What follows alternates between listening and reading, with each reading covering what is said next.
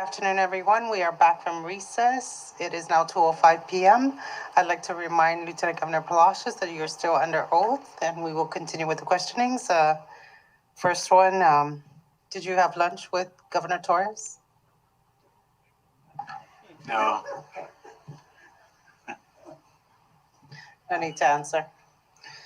Okay, we will continue with the questioning and the examination of expenditures of Governor Ralph D. Leon Guerrero Torres and Mrs. Diane Tadela Torres. And at this time, we would like to start off by recognizing Representative Tina Sablon. Thank you, Chair, and welcome back, Lieutenant Governor. So, Chair and colleagues and Lieutenant Governor, this next line of questioning deals with the Governor's expedition to the Northern Islands last summer. In the summer of 2020, in the first few months of the COVID-19 pandemic, Governor Torres went on an expedition to the Northern Islands with Mr. Robert Arrington of the YouTube show Deer Meat for Dinner, along with family members and crew associated with Mr. Arrington, as well as family members and friends of Governor Torres.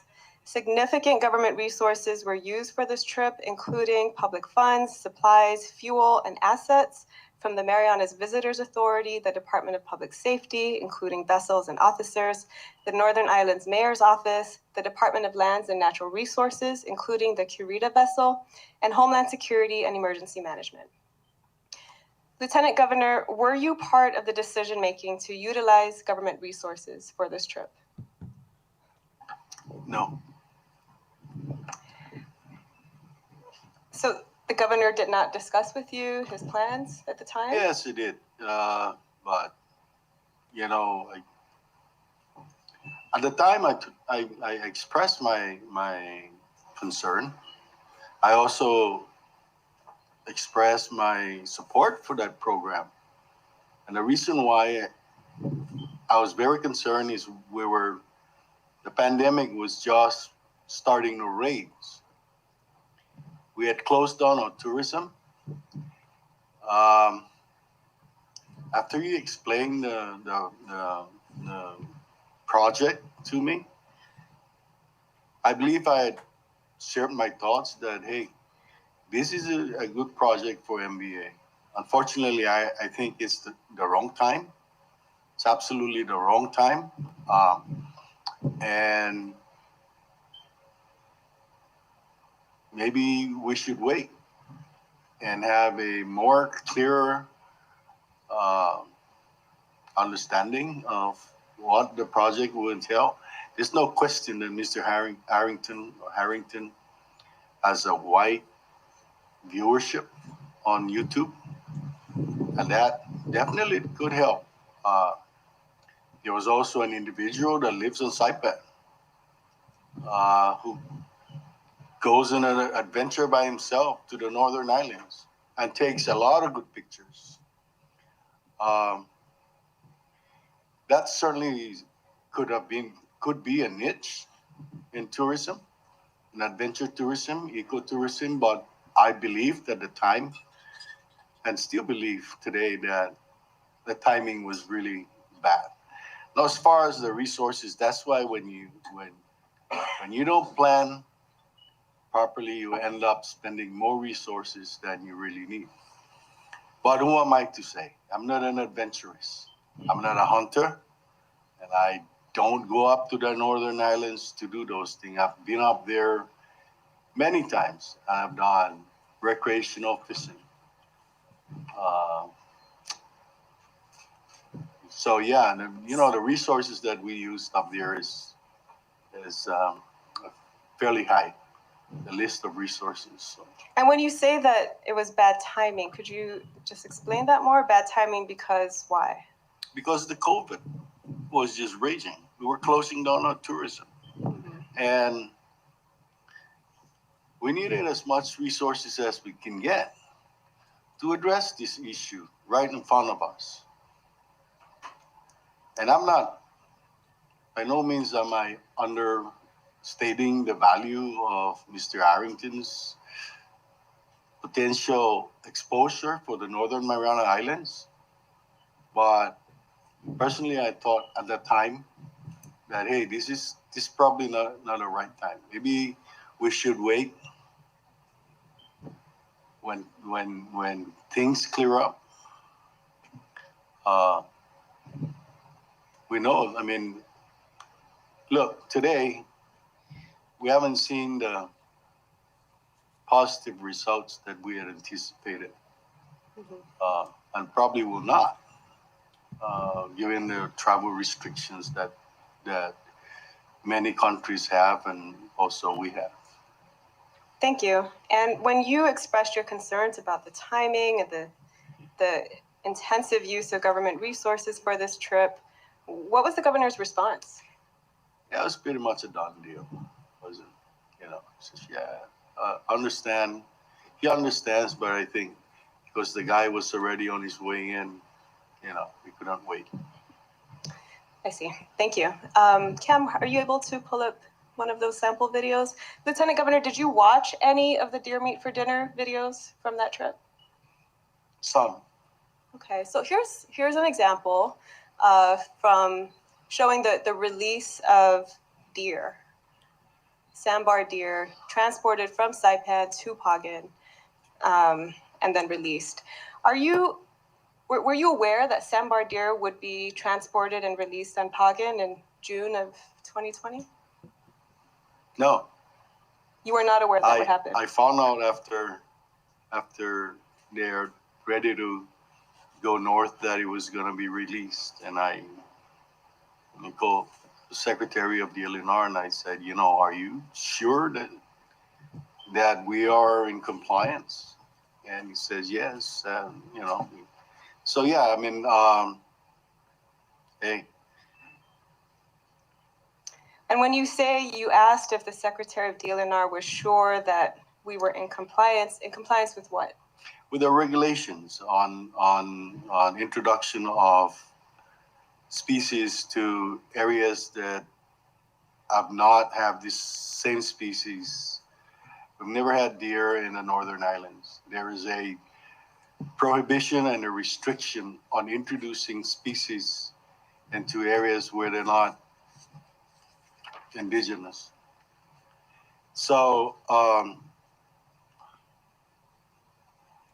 yeah, I got rolled over, to put it bluntly. And what was the Secretary's response when you raised those concerns about compliance? He said it's okay. It was okay, you know. So. Were you aware at the time? Certainly was the Secretary of DLNR, and I'm not in a position to tell him that, hey, you're wrong. Were you aware at the time? I'm sorry, go ahead.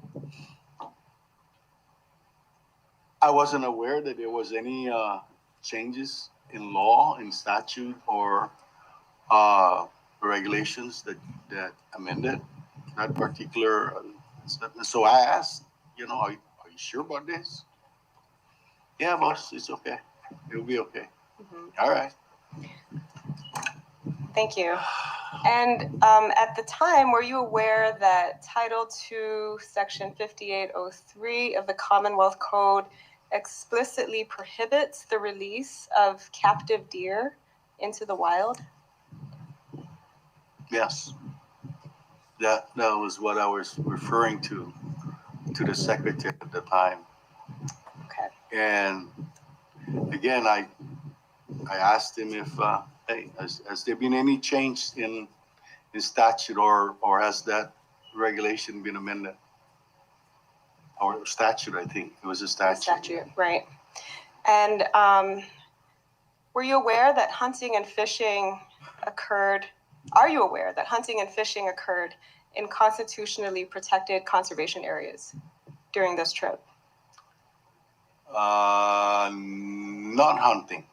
Fishing is allowed in the monuments, if it's for recreational purposes.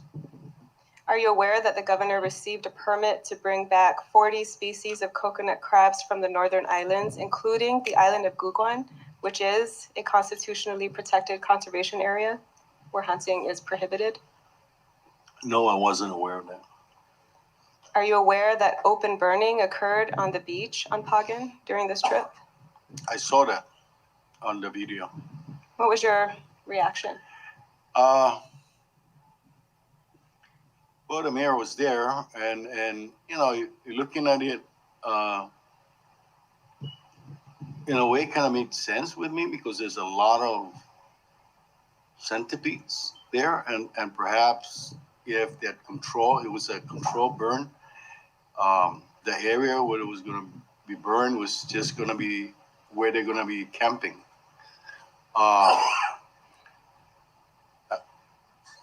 Of course, there's always that concern because there's no running water, and if that fire had gotten out of control, then we would have been in trouble. Right. So, Are you aware that fuel was stored on the ground without containment? no. So as a former DLNR secretary with 20 years of service at Lands and Natural Resources, what was your take of the activities that occurred during this expedition? There was a lot of concern. I was very concerned about, the lack of compliance in some instances. But hey, President Secretary said it's okay, and things will be fine. And luckily, nothing bad happened. Fortunately, nothing bad happened. As a former DLNR secretary, would you have ever authorized these activities? If we were going to authorize it, we would have done a proper planning to ensure that any eventualities could be addressed. How we were going to do that? If it was on another island, I'd be very concerned. But Pagang had periodic inhabitants. So there is areas there that we could do this. But again, the train was moving on this. And does a DLNR secretary have authority to issue permits that violate CNMI law? No, of course not. Of course not. Now, you said it's fortunate that nothing bad happened, but during the governor's expedition to the Northern Islands, a young man drowned on Saipan, and his body was never found, and a boat sank on Alamagan. What can you say about the use of federally funded search and rescue vessels and boating safety officers to support the governor's expedition to the Northern Islands that diverted precious personnel and resources from actual search and rescue operations? That's exactly what I mean. When you're gonna have these expeditions, we need to plan it holistically, because if you're gonna require all search and rescue vessels to be up in the Northern Islands, what that means is you're not gonna have any present in Saipan, Tinian, or Rota if something should happen, and that's exactly what happened.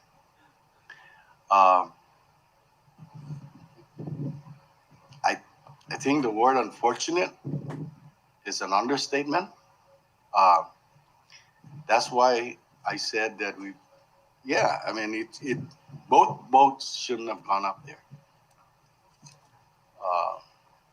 I cannot speak to the vessel that sank in Alamagang because I don't have any information on that.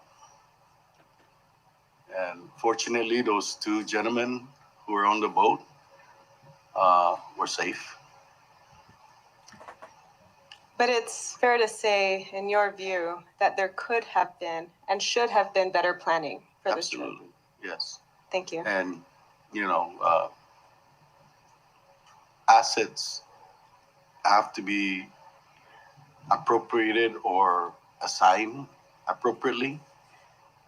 Like I said, if this is where the populations are, and you have all the boating safety vessels up in the Northern Islands and none here, and something happens here, it's going to be a very tragic situation. So, yeah, you're absolutely right. Thank you. I yield at this time for this line of questioning, Madam Chair, if you or other members have questions. Are there any questions from the members? If there are none, Representative Tina Sablan, you may continue. Thank you, Chair. So our next line of questioning deals with utilities and public expenditures for the governor's utilities, specifically at his private residence. So Chair and colleagues and Lieutenant Governor, CNMI law currently allows for top public officials, including yourself and the governor, to avail of a government residence. You and Governor Torres, like your predecessors, have opted to stay instead in your own private homes. We are aware that finance has made it a practice to authorize the payment of utilities at the private residences of the governor and lieutenant governor when they do not stay in official government residences. Now, the records we have reviewed show that Governor Torres has incurred tens of thousands of dollars in utilities at his own private residence. And for just a 3-year period between November 2018, so right after Super Typhoon Yutu, and May 2021, the records show approximately $100,000 altogether. His monthly bills for power and water routinely have exceeded anywhere from $1,000 a month to as high as $3,000, $4,000, $6,000, and even $16,000, approximately $16,000 for 1 month. It is our understanding that during the period in review, Governor Torres had a commercial piggery operating on his private estate, one of the largest, if not the largest, on the island. Lieutenant Governor, have you seen this piggery? Yes. And it appears from the records that taxpayers may have been paying the power and water costs associated with that piggery on the governor's estate. Do you know anything about piggeries and how much water they consume? I don't know much about piggeries, but I know that they consume a lot of water for wash down.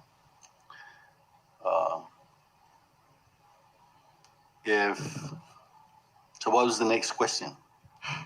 Well, we can pull up some of the exhibits. Cam, would you please pull up the CUC bills for Governor Torres for the periods March to April 2019? We'll start with that.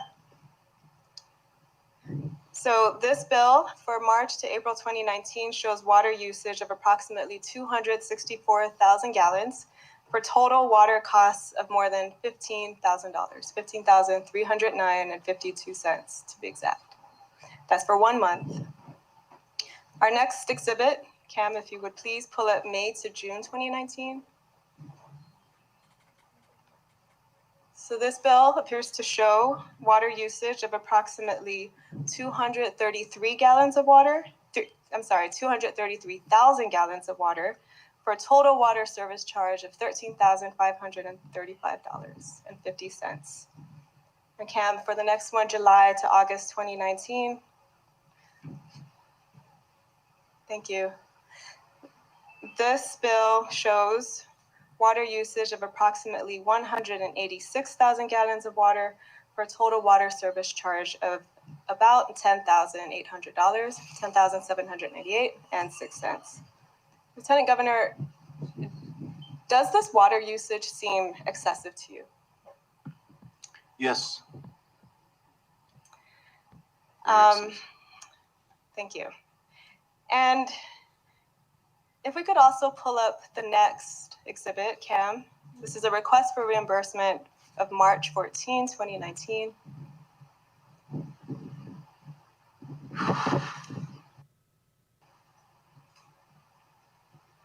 So this is one of the earlier exhibits submitted for the record during a previous hearing, and we looked at this reimbursement request memo for Governor Torres, again dated March 2019, covering the 5-month period after Super Typhoon Yutu from October 2018 to February 2019. So this is at a time, as you know, Lieutenant Governor, when so many homes on Saipan and Tinian lacked power and running water. The total reimbursement amount for that period was $6,630.90, Governor Torres paid that bill on March 13, 2019, and immediately sought reimbursement the very next day on March 14, 2019. Could we skip to the receipt, please? The receipt that is attached to the memo shows the name on the receipt, Ralph de Leon Guerrero Torres, his account number, and that $6,700 was paid in cash. Change was given back in the amount of $69.10. Lieutenant Governor, does the payment of that bill by the governor in such a large amount of cash strike you as unusual? Yes. Have you ever paid your own CUC bill or any bill in such large sums of cash? Not in my wildest dream. No. Thank you. I yield at this time for other members, Madam Chair. Thank you, Representative Sablan. At this time, okay, I'll recognize Representative Ed Probst before we move on. Thank you. Just a quick note. I just wanted to state for the record that the staggering amounts of water that were consumed for those months that were for a company that was a piggery that was profiting, yet I want to emphasize the fact that taxpayers were paying for this, and it is not just unfair, the amount that was spent on this. If you look at the comparison to the largest public school on island of their water usage for an entire year, they had Mariners High School, one entire year, I'm just looking at the records right now, was about $16,367. So I just want to show how an entire school couldn't even use that much, but yet this humongous piggery could, and they didn't even question it. Like, it was totally acceptable. I just had to make that comment, Madam Chair. Thank you. Thank you, Representative Probst. At this time, we will move on to Representative Donald Mangonia. Thank you, Chair, and good afternoon again, Lieutenant Governor. My questions are just to go off of some of the CUC questions that Rep. Sablan had brought up. Lieutenant Governor, are you aware that, like Governor Torres, you also have your CUC bills at your private residence paid by the government? Yes. Do you know what the payment arrangement is for your utility bills? You want to repeat the question? Do you know what the arrangement is in regards to how your utility bills are paid for? Yes. I gave my monthly utility bills to the SAA, and she processed payments to CUC. Okay, and do you also sometimes pay your bill and then get reimbursed, or No. so you No, just no, no. give the bill directly to Yes. SAA? Lieutenant Governor, how many CUC accounts do you currently have?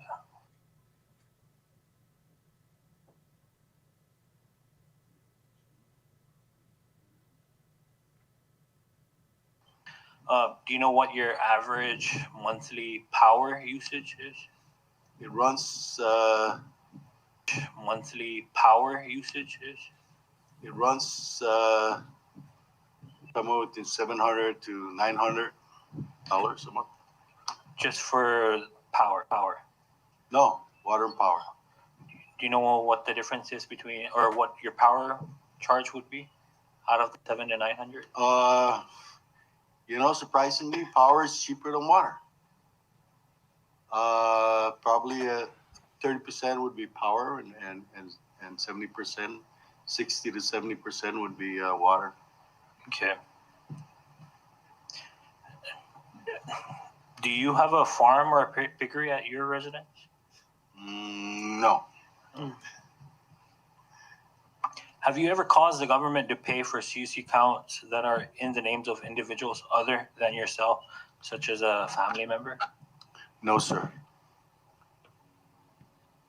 And so earlier you said that you lived in a family compound with other relatives nearby. correct? Yes. So does the government pay for their utilities? No.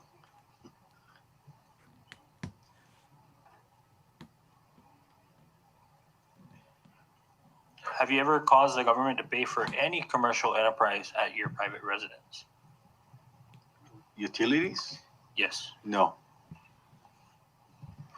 Would you ever cause the government to pay for such utility expenses associated with your own private residence? No. Absolutely not. All right. And so, would you think that a monthly utility bill ranging between 5 to 15,000 for power and water is excessive for a private residence? Yes, but Do you think a water usage exceeding 185,000 gallons is excessive? yes. Yeah. Now, the average cinema residents would never be able to afford monthly CUC bills in the amounts that Governor Torres, has had taxpayers pay for him, and the average cinema resident, would have their utilities disconnected or lose their deposits for failing to pay their bills. Would you agree? Yes. And would you consider it an abuse of office to rack up excessive power and water usage, knowing that the cinema taxpayers will be footing that bill? On the face, yes, absolutely. Over 100,000 gallons of water per month is extremely excessive, and to expect the public to pay for that is I don't know what else to say. It's crazy. It's All right, understood. Thank you so much, Lieutenant Governor. Chair, Ayu. Thank you, Representative Maglonia. We will move along. Recognize Representative Tina Sablan. Thank you. I just have a follow-up question on the payment arrangements that you have with the SAA and CUC. So, do you have any idea why the governor would choose to pay on a reimbursement basis sometimes? Because he has the same option, right, of giving his bills to the SAA. yeah, absolutely. I'm surprised that has happened. That is actually the procedure that we have, where the SAA would submit a request for payment to CUC on the account number of our residences, and that gets paid. That's the procedure. That's the protocol. Mm-hmm. I wasn't aware that he would pay on his own and get reimbursed. No, I wasn't. And to be clear, you yourself have never done that, No, paid on a reimbursement basis? no. Okay, thank you. I yield. Thank you, Representative Sablan. I recognize Representative Ed Probst. Thank you. Since we're on the topic of CUC, Lieutenant Governor, do you have a generator at your home? Yes, Okay. When it breaks down, do you call CUC and have them come down in the day and fix your generator? no, I don't. Have you ever done that? No, the generator's never broken down. Okay. Out of curiosity, since you haven't done that, would you consider that an acceptable option to utilize CUC manpower? Yeah, there are companies that maintain generators on Saipan, residential generators. So those are options that we need to take a look at. And I've had my private generators, of course, maintained and repaired by individual companies. Private companies. Private companies. Do you pay for that expense? Yes. Do you submit it for reimbursement? No.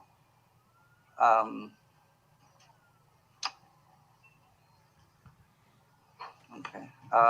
If your generator needed new batteries, do you think it would be acceptable for CUC to put together a purchase order and buy you brand new batteries for your generator? Or would you pay for that yourself? I either pay for that myself or request through a purchase order to pay for it out of my account. Okay, I have no further questions. Thank you. Thank you, Representative Probst. At this time, we will move forward. And I now recognize Representative Vicente Camacho. Thank you, Chair, and welcome back, Lieutenant Governor. I'm not going to ask any questions about CEC because my bills is becoming governor's bill too. It's getting very expensive. So my first question, Lieutenant Governor, is: does Ms. Diane Tudela Torres attend cabinet meetings? Not that I can recall. Not that I remember her ever attending a cabinet. Okay, thank you. Do you know why the governor would request or authorize the First Lady's travel to attend cabinet meetings? No. Thank you. Does your spouse attend cabinet meetings? No. I don't think she would want to either. Right on. Were you involved in any way in the governor's decision to hire impeachment attorneys out of Washington, D.C.? No. Thank you. Do you know if the Attorney General authorized the governor to hire these impeachment attorneys to represent him? That's what I heard. Again, yeah, I mean, I heard that he did authorize for him to get private attorneys. Thank you for that. Given everything you know from these hearings, from public records, and in your own experience and observations as Lieutenant Governor, in your view, is Governor Torres misusing public funds? What was that operative word there? I'll repeat the questions.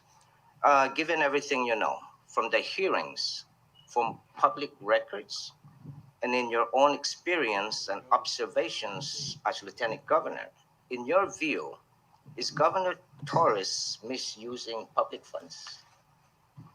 It would appear to be. Whether he is, I'm not going to pass judgment. Seriously.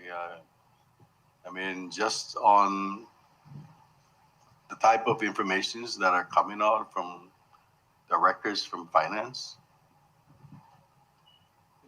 it points that way.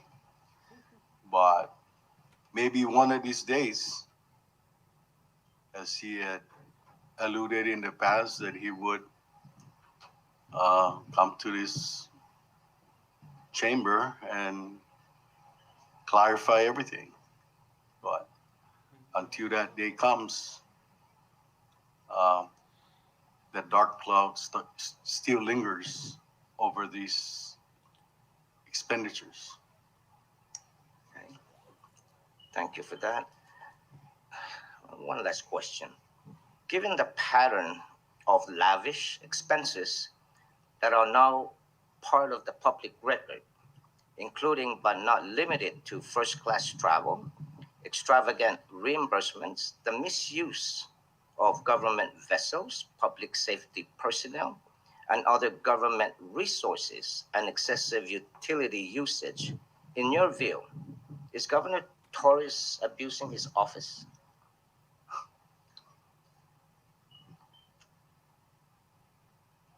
He may be abusing some of the regulations and the law. Whether or not he's consciously doing it, it's your points that way, Congressman. My honest opinion. You know, these records are executive branch records that you folks have. This body had acquired through an Open Government Act, and the records speaks for themselves. You, as members of this committee, would have to be certain that.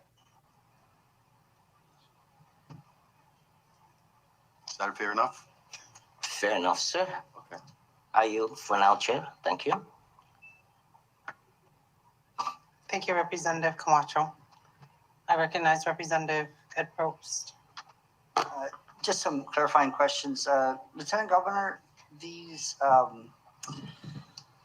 attorneys out of Washington, D.C., I heard they're pretty expensive. We've had a lot of our constituents ask several of us how this will be paid, who will pay for it. Lieutenant Governor, do you know how these attorneys will be paid?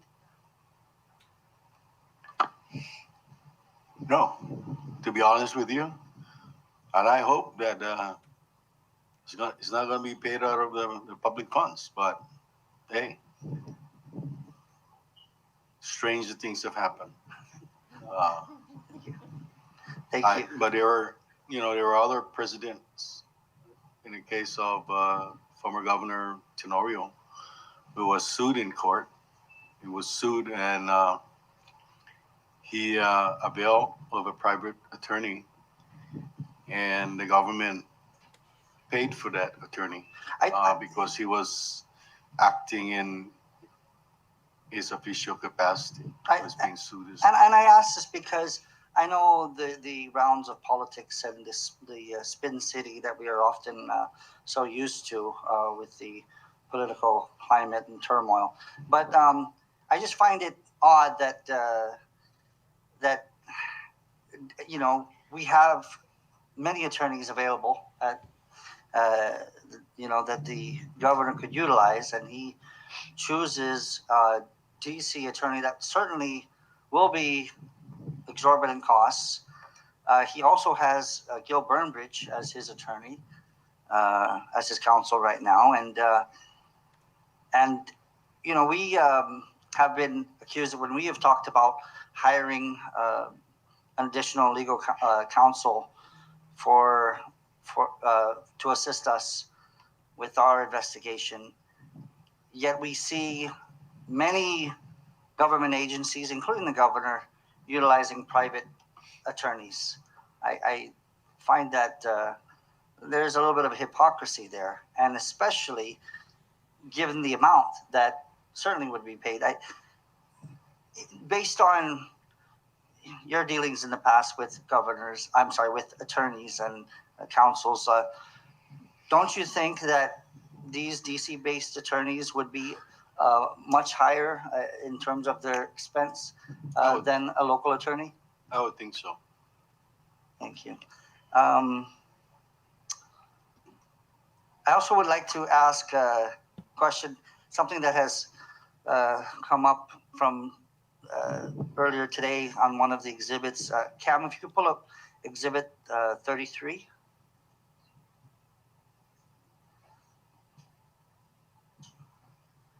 Okay, first let's go so this list that we looked at earlier, I was looking at this list, and one of the lists that's really interesting is, I think there's Black Micro, and on that, can you go,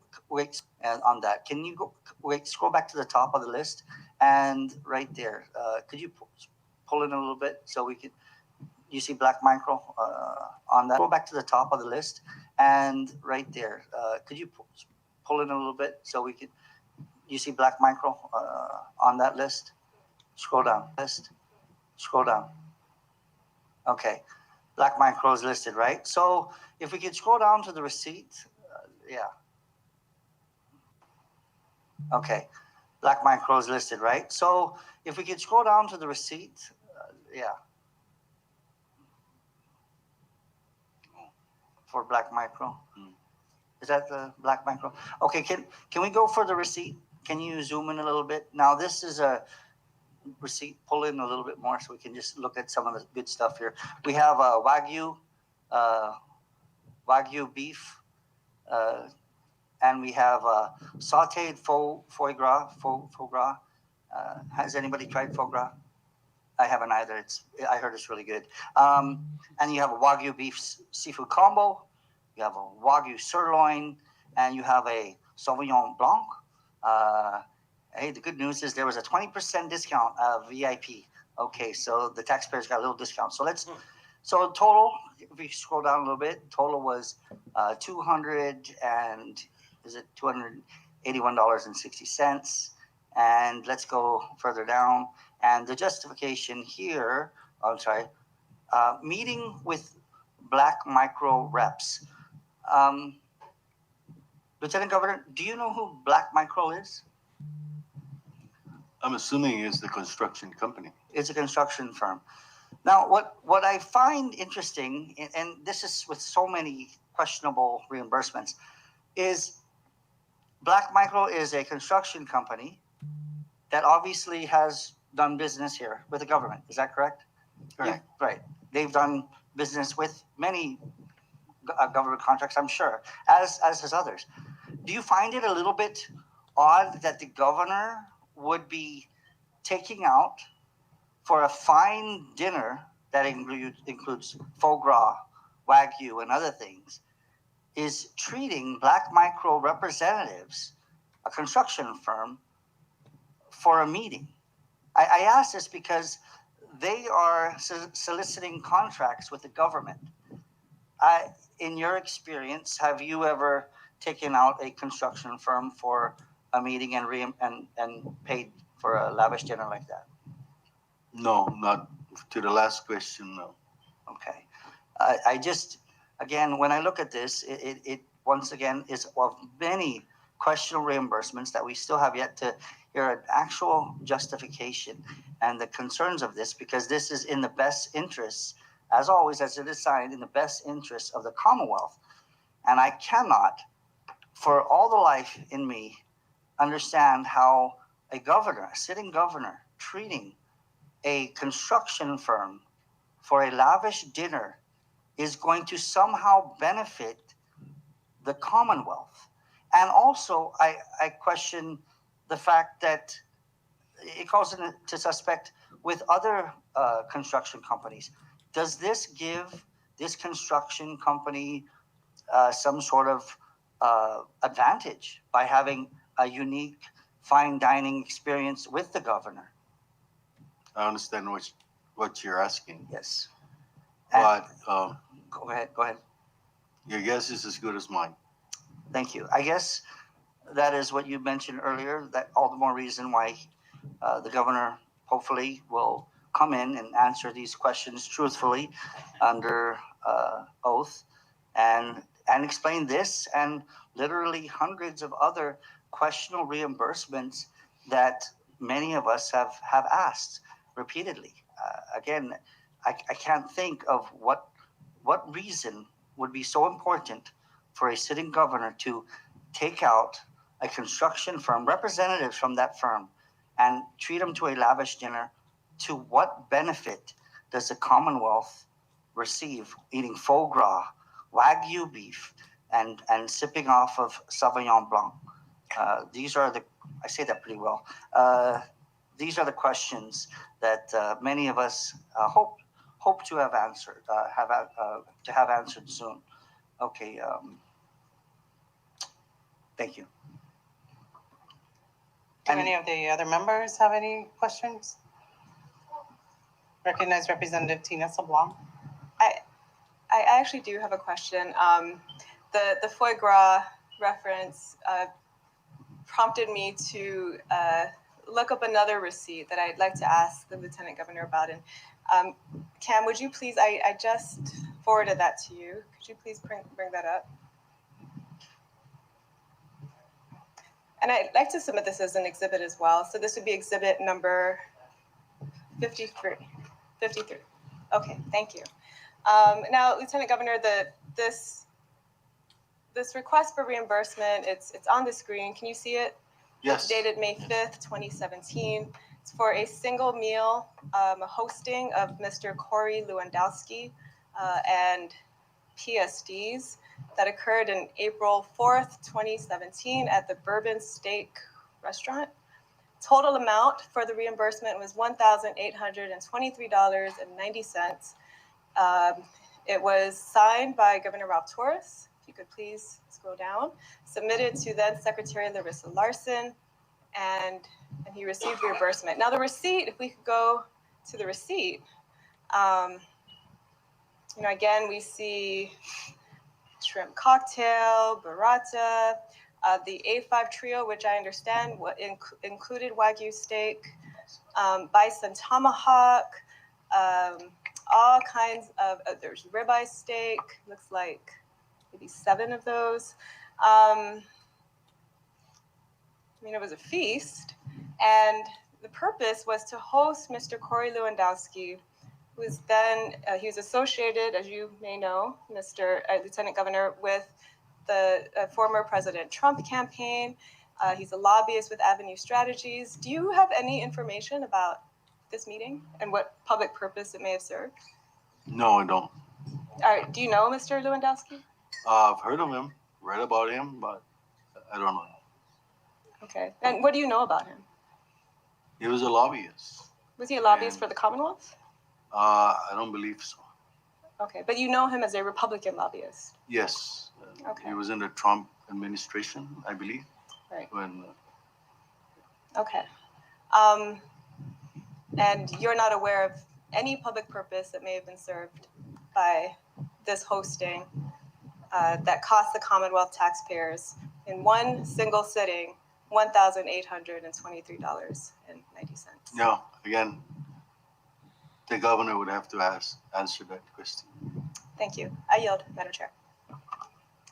Thank you, Representative Sablan. I recognize Representative Vicente Camacho. Thank you, Chair. One last question. As the sitting Lieutenant Governor, do you or have you ever given advice to the Governor as to the state of the senior mine, especially the sentiment of the people regarding the Governor's leadership and his presumed criminal activities? Have I ever given him advice? Yes, sir.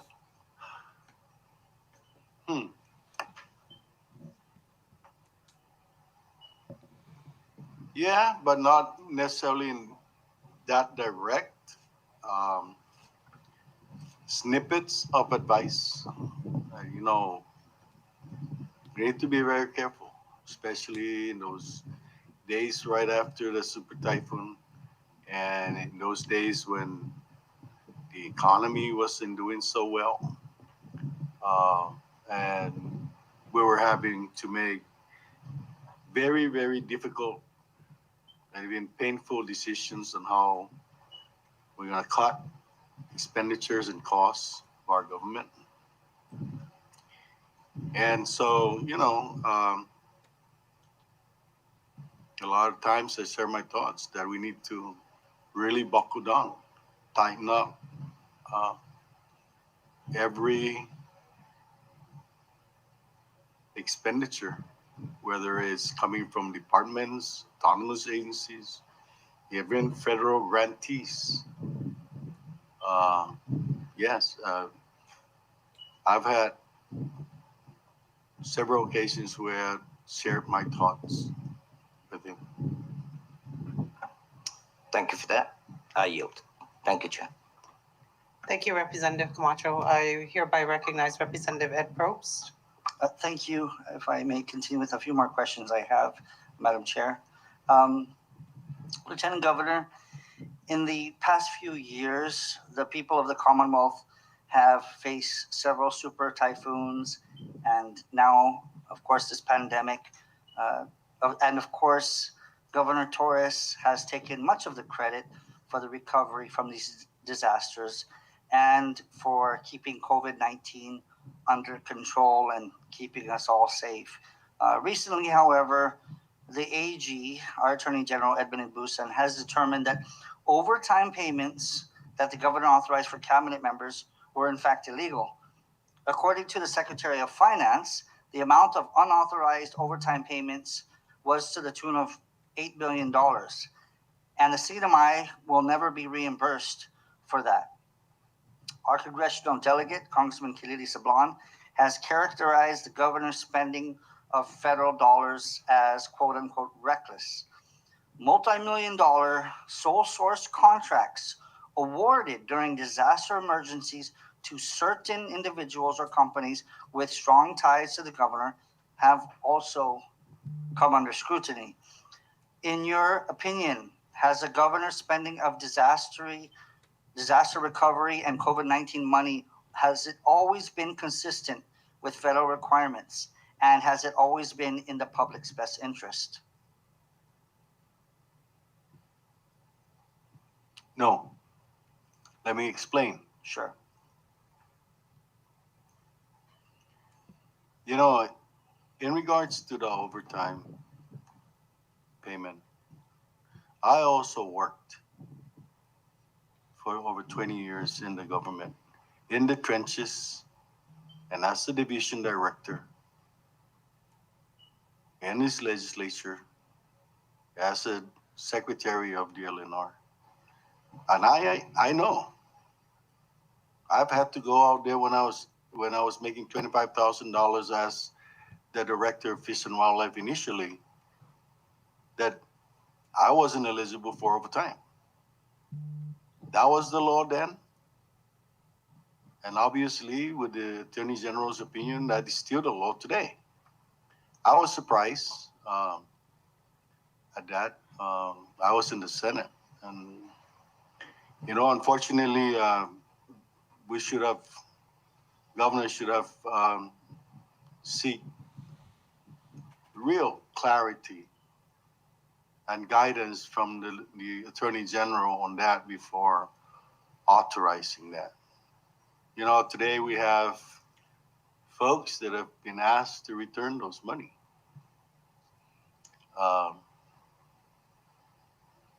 And I can assure you that there's probably going to be a lot of legal cases in court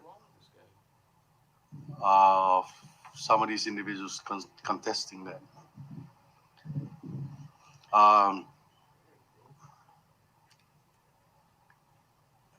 Those people that served us after to help the community recover, there's no question, they worked their butt off. We all know that. No leader in this Commonwealth should take credit, be in front of everybody taking credit for the success of the recovery. That belongs to all the hardworking employees of this government, nonprofit organization that help our community, and others, other volunteers, and other federal agencies. In regards to the COVID-19, and so I'm not surprised that the federal government decided not to reimburse us to the tune of $8 million. And obviously, the Secretary of Finance then said that was going to be something that we're going to have to deal with. That contributed to our deficit, definitely.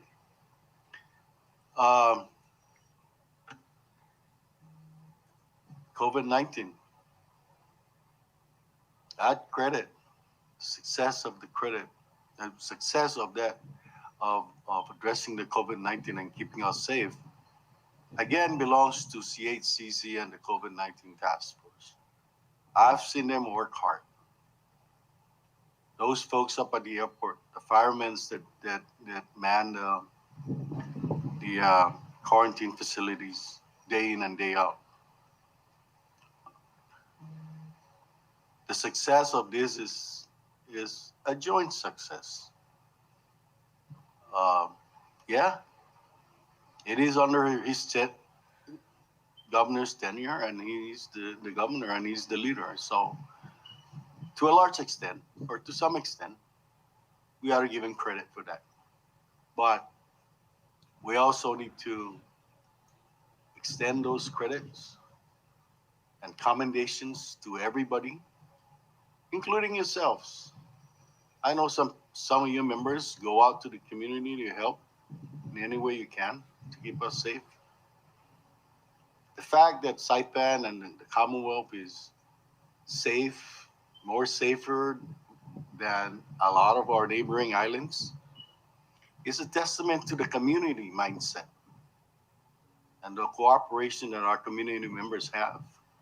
It's not just one person or two person or one organization.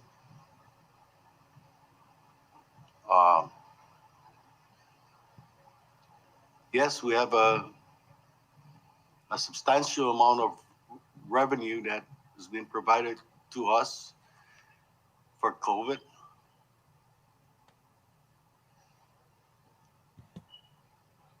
We need to learn how to do these things. We can't just be signing contracts to do that without really sure in the early days of COVID. Those were emergency purchases. We're beyond the 90 days. I think we should make every effort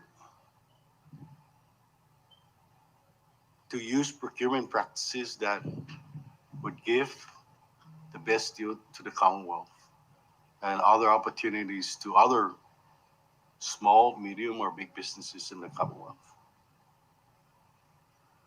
Thank you, Lieutenant Governor. And I do want to add the fact that, as you had mentioned, those years that you were in various positions leading, you've also seen many typhoons, correct? Yes. You've seen, and as you have just stated earlier, so eloquently, that you didn't get paid overtime because it wasn't allowed. And the reason why we bring this up is because that was the standard practice.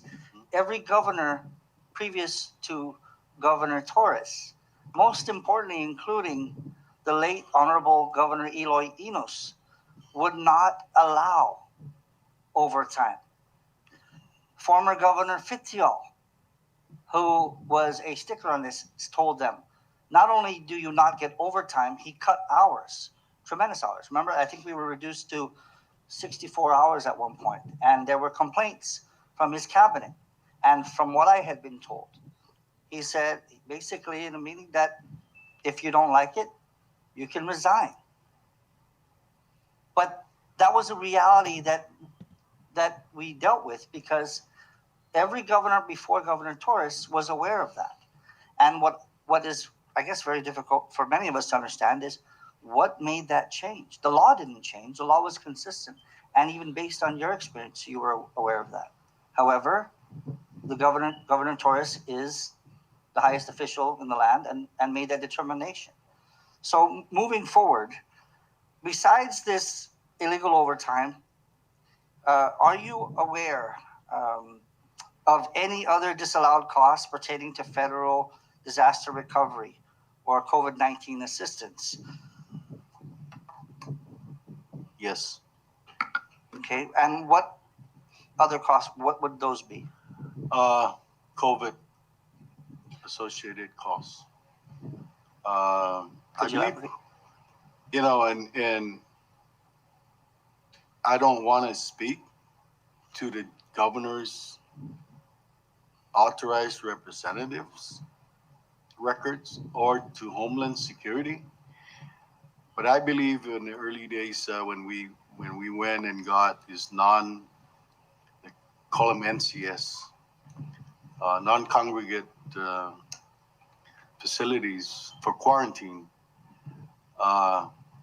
we went in and took the hotels lock, stock, and barrel.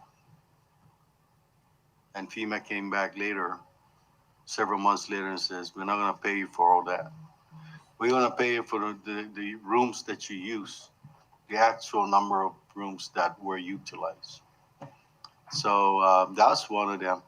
I'm not sure what the other ones are, but I know that at this point in time, there's a substantial amount of disallowed costs that we still have to either renegotiate, figure out with the federal agencies, FEMA in this case.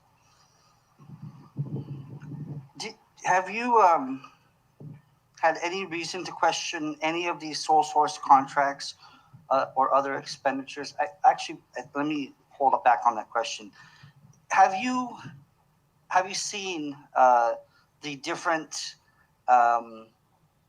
expenses pertaining to COVID, the many sole source contracts and vendor list? It's quite an extensive list. Have you seen that? I've had the opportunity to see him. Okay. Are you part of that decision making when it comes to awarding these sole source contracts? No, So you do not direct what companies get these. Who No. ultimately has the say in awarding these sole source? it's the GAR, Okay. The governor's authorized representative, and for COVID, and And who does he report to? governor, of Thank course, and the COVID-19 task force. So ultimately, it is the governor. Ultimately, yes. It is the governor that makes the decision. And Ultimately, the buck stops there. exactly.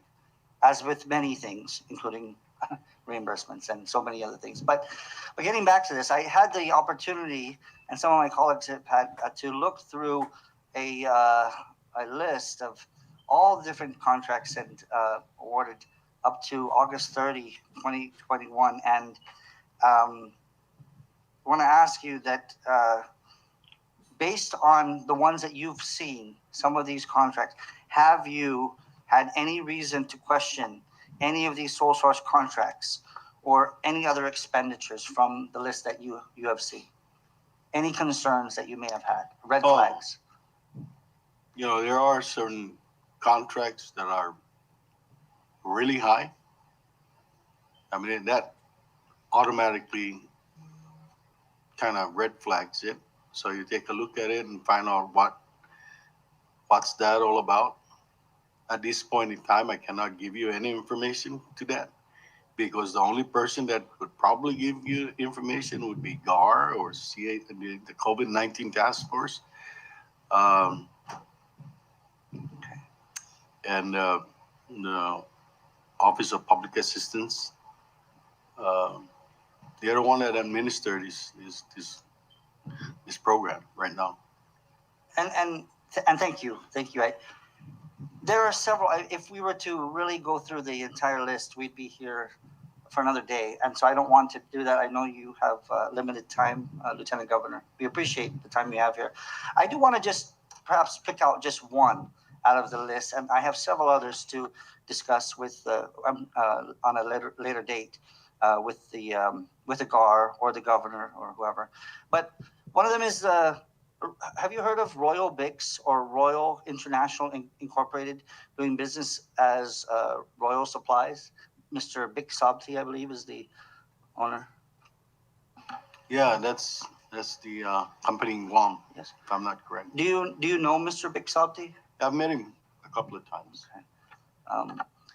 When the COVID hit, he was one of the companies that immediately benefited from some huge contracts. One of them, just on this list alone, and there could be more, was for more than $2.8 million in a contract. And this was sole sourced. But there were a lot of concerns with this.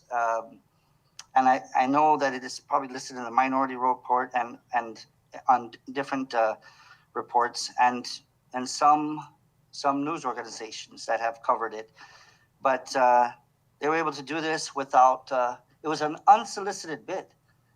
Somehow they came into the picture, and when they were last questioned, no one knew how Big Sopti got into the picture. And I'm bringing this up because this is one of many examples of somebody getting a sole source contract with really no one knowing how that came to be. And I say this because myself and a few of our colleagues met with some of the local vendors, and we understand the emergency of COVID, that they needed to supply so many masks and PPEs and everything. However, there were existing companies on island, local vendors, that were denied, that were not entertained, because these were sole source contracts. In fact, some of these local vendors were able to get contracts with federal agencies here. And when I went through some of their prices, were far, far, far, far lower than what Big Sabti, aka doing business as Royal Bix and Royal International, was charging. And the craziest thing about all of this was, at the time when he was getting these contracts, he didn't even have a there wasn't even a business license on record, a local business license. Based on your experience, isn't having a local business license a requirement to do business here in the Commonwealth for wholesaling and other things like that? I would think so. Thank you. And we would too. And it's just one of the many mysteries where we've seen these sole source contracts that have really made the difference for some companies. And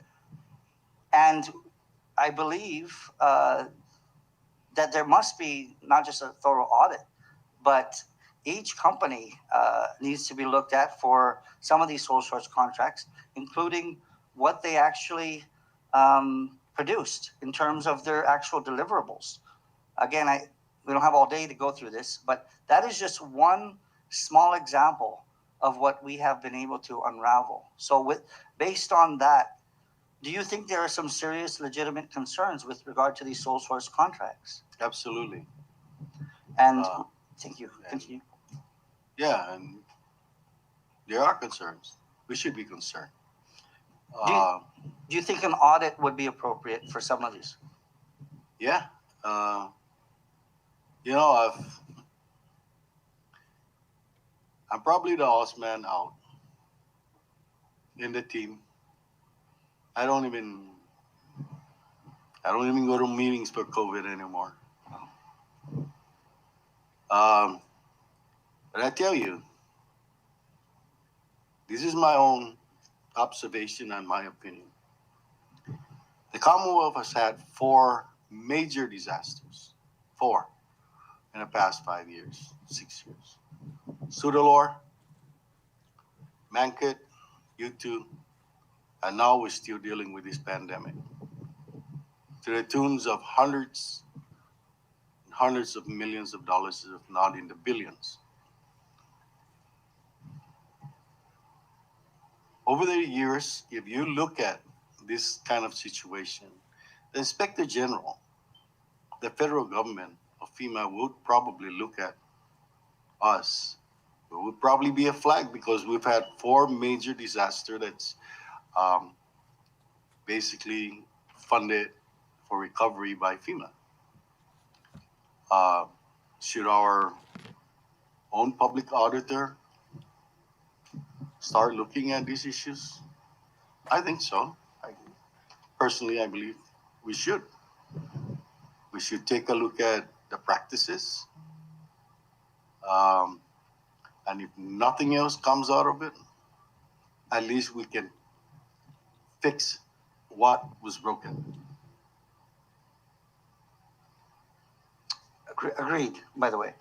And I think we look no further than Puerto Rico and what has happened there with the indictments and arrests for corruption, with federal scandals, with money, with federal money. And one more question, Madam Chair. I know we're getting late in the day. I'm going to ask you a tough question, and I apologize for this, but I think it's an important question nonetheless. In your honest assessment of everything that you've seen on face value, all the things that we've seen thus far and continue to see, do you think that Governor Torres can be trusted to spend close to $1 billion in federal money in a responsible and honest fashion? I don't think that's a fair question to ask me. We continue to make mistakes, and we continue to not learn from it. I don't know. Maybe it's because we've had disasters right after disasters, and we don't have time to look back and figure out a better way. But we should. We really should.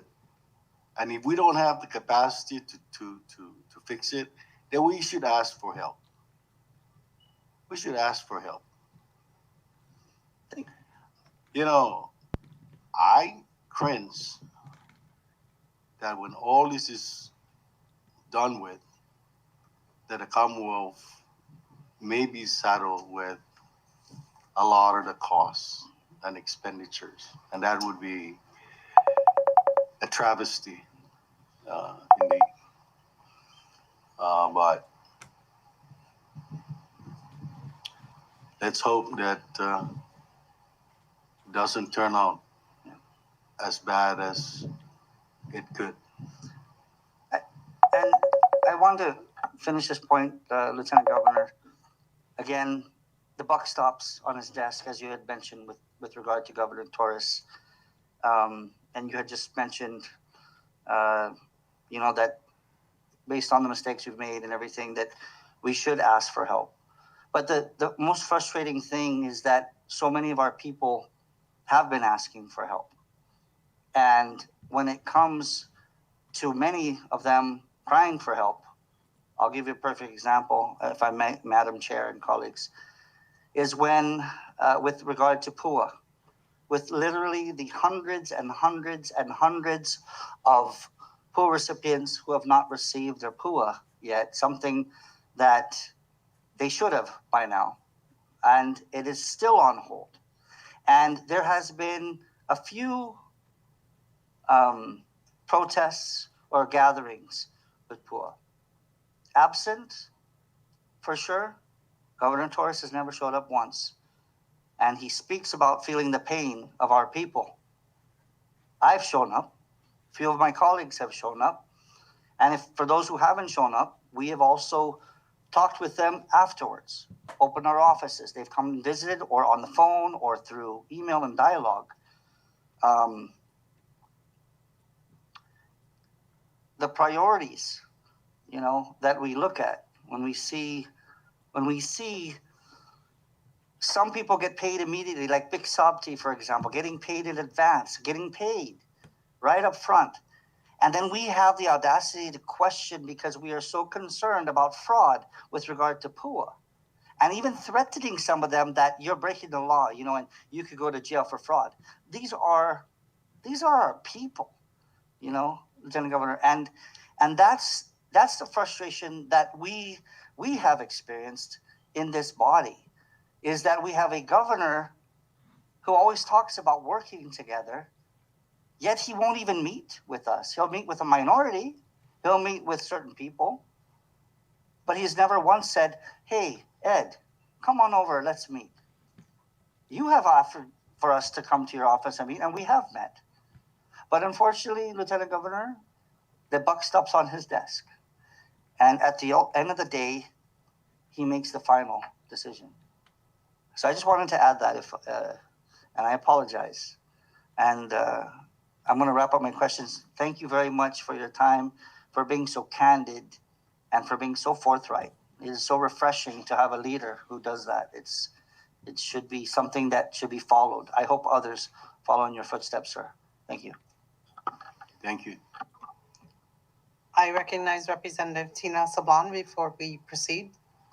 Thank you. Just a few follow-up questions on Representative Probst's. But first, I wanted to just clarify for the record, Chair and colleagues, that the Exhibit 53 that was just submitted, the $1,800 dinner at Bourbon Steak, that was not, for the record, a restaurant on Saipan. It was a restaurant with Mr. Lewandowski in Washington, D.C. Okay. So moving on, Lieutenant Governor, you mentioned earlier that you don't go to COVID-19 meetings anymore, meetings of the COVID-19 task force. Could you explain why? I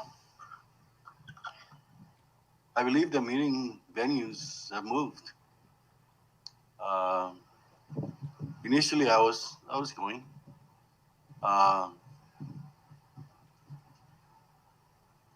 But lately, I haven't. And I do share my thoughts to individual members of the COVID task force, to sometimes Warren, and I would pick up the phone to even Esther sometimes, even the governor. But sometimes the thing is just running. And sometimes I felt like, hey, maybe they don't need your brains or your thoughts on this matter because it's running and they don't. They gotta spend. They gotta do this. They gotta do that. Uh, but in every step of the way, you really, in this situation, I really believe that our healthcare corporation have really stepped up. The protocols are there. But I believe that the Attorney General should be heavily in this task force. I know that the Department of Finance is.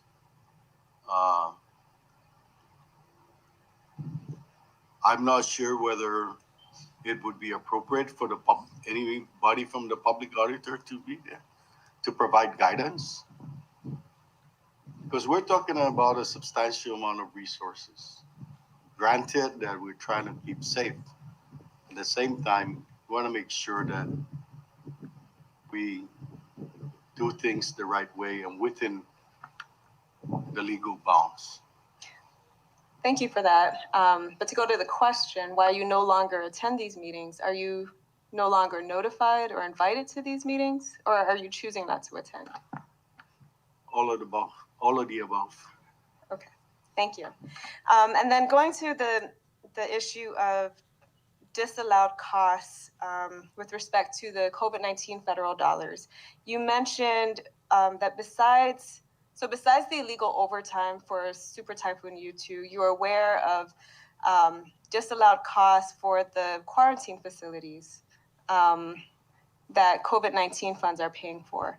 So which quarantine facility have these costs been disallowed for? I believe it was the PIC. The initially. recent PIC? No, the previous one. We used to have two. Okay. Right? Remember, Right. we had PIC and we also had Kanoa. Right.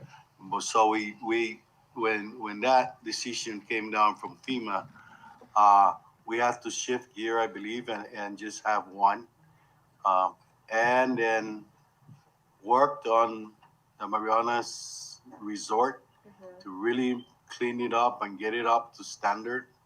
And so we used that as what they would call an overflow. Right. And because FEMA would only pay for rooms that are actually used, we ended up, I think, making the Marianas Resort the first choice until we've exhausted all the rooms. Then we start using the Kanoa so that we keep the expenditures down. But initially we had 600 room quarantine facilities. Right, but aren't we using PIC once again for quarantine? Yes. And has that been disallowed by FEMA? I'm not sure. Okay, but I haven't been in discussions. okay, but what you're saying is that FEMA would not pay for 2 hotel facilities to be used as quarantine. Yeah, they'll pay for whatever rooms are utilized. Right. Okay. And and they would have to project out based on arrival on the protocols that we're imposing right now. I remember that we at one point when we were not getting COVID for even from travelers, we kind of relaxed the protocol so that you vaccinated, you test negative, you can do home quarantine and you get retested. Now, obviously that has changed because of the spike that we're seeing, albeit smaller than our neighboring island of Guam, but nevertheless we keep seeing daily positive cases, and I think that's why the protocol was changed to 5 days mandatory quarantine, and that's perhaps why we sought out additional quarantine facilities with PIC. Okay, but do you know the amount that has been disallowed so far? I can't tell you that. Okay. We would have to take that up with the GAR. Yes. Okay. And then besides the illegal overtime and the disallowed quarantine costs, are there any other disallowed costs that you're aware of associated with either disaster recovery or COVID-19? I'm not really aware of much. I think the GAR for you two and the GAR for COVID would be the best people to get those information because they could give you as accurate as you can get, or even FEMA for that matter. Mm-hmm. Okay. And you mentioned that when the governor authorized overtime for cabinet officials after Super Typhoon U2, you were in the Senate at the time, and you were surprised by that, right? Because of your own experience and your understanding that they would not have been eligible under the Yeah, you know, my first reaction was like, wow, did the law change? Mm-hmm. Because if the law changed, I wasn't aware. Okay. So since that time, it has also come to the attention of the legislature that with COVID-19, cabinet members and other appointed officials were authorized double compensation. So they were paid for their regular jobs as cabinet members and also for their COVID-19 duties for the same hours worked. Were you aware when that decision was made? No, Would you be concerned about it? I would, because there's a very good probability that we're just repeating the same mistake we made in U2. So yeah, I'm concerned. Something that needs to be looked at. Thank you. And then just to wrap up, the questions regarding the millions of dollars in sole source contracts that have been awarded during these disaster emergencies. Do you believe that Governor Torres has exploited these disasters and the pandemic to personally enrich himself, his family members, his supporters, or other associates of his?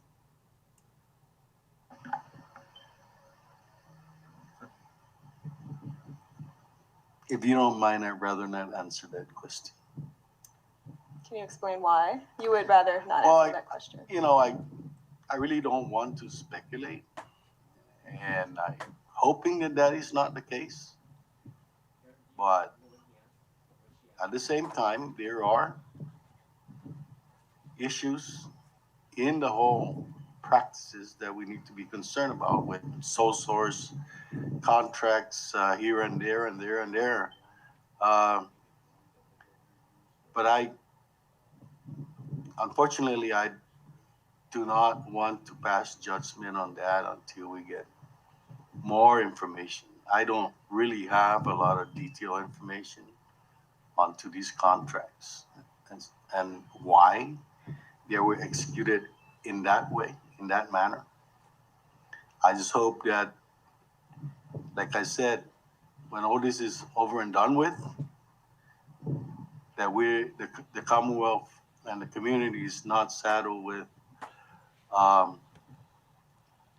unreimbursable disallowed costs that we're going to be looking at in the future. You mean more disallowed costs than what we've already been saddled with? Yes. Thank you. I yield, Madam Chair. Thank you. At this time, I would like to call for a short recess. 10 minutes. We've been in an oven all afternoon due to the mechanical issues here in the chamber. So short recess, 10 minutes. It is now 3:29. We will be back at exactly 3:39 and finish up for today. Thank you. So the Lieutenant Governor continues his testimony before the House. He's just been answering every single one of these questions without hesitation, except for the very last one where I apologize, I wasn't paying attention. Eric had to well, it's not. I was writing a story, but Eric had to inform me that the question that Tina Sablan asked is whether it was wrong for the governor to use disasters.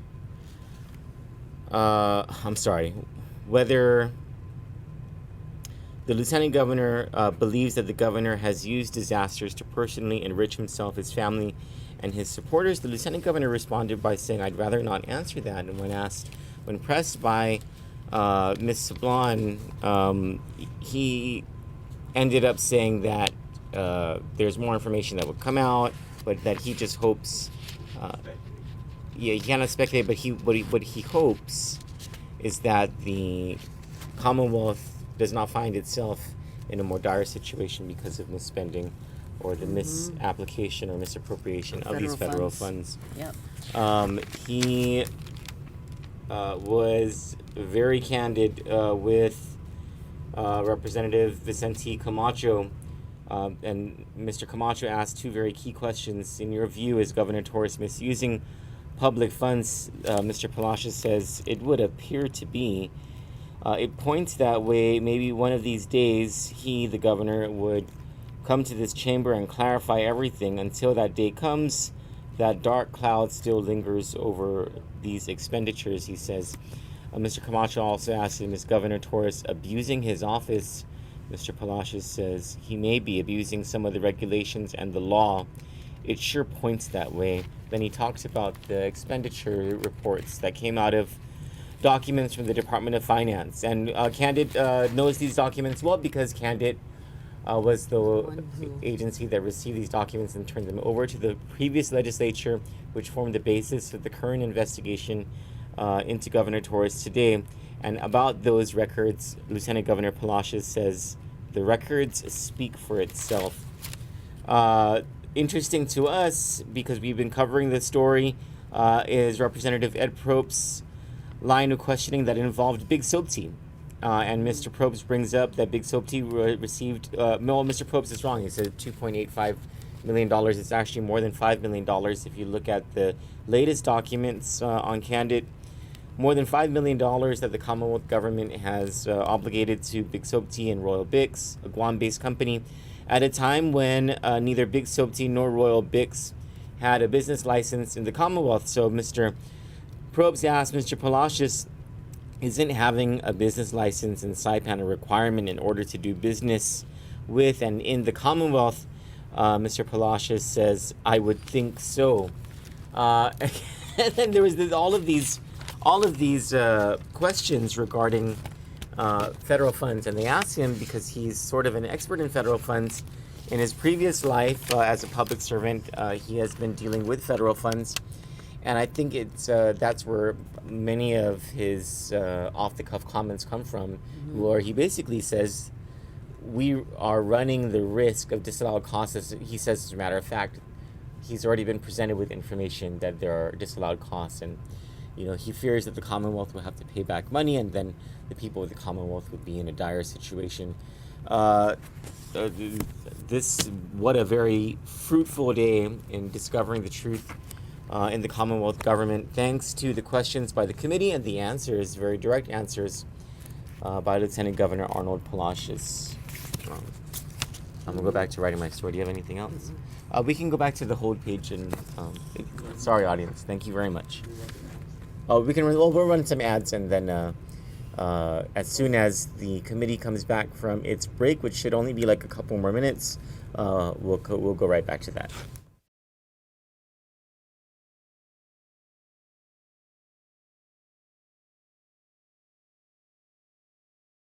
We're talking about whether the government so with $1 billion of federal money given his pattern to spend, and we will continue and move forward. We are almost done with today's hearing, and we just have a few more questions for the Lieutenant Governor. I also want to remind you that you are still under oath, and we will go ahead and go right into it. Lieutenant Governor, you have served in the legislature for 12 years. Earlier, you stated that you respect the legislative authority and as a co-equal branch of the government, You understand this legislative process as you were once in these shoes. And the role of this branch of government is to conduct oversight, specifically with this committee. Given your experience at the legislature, do you believe that there is sufficient reason and justification to call for the immediate resignation of Governor Torres or move for his impeachment based on his abuse of office and the flagrant waste of precious government resources? You know, I wish I could give you a short answer to that. But let me pivot and say it really is not my shoes right now to say yes or no.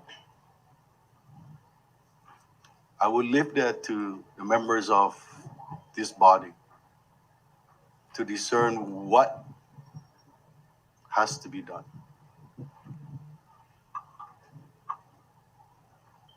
Thank you. Certainly, you guys have many different options on alternative, and I will leave that to you, to all of you folks, elected leaders of this body. Of November 7th, 2019.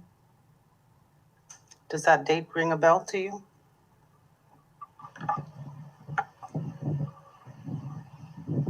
No. No.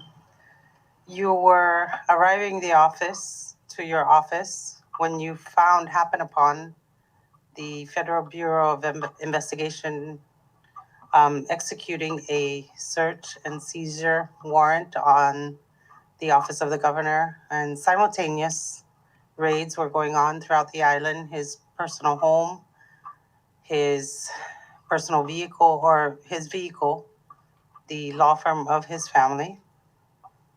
Was your office also a part of those raids? No.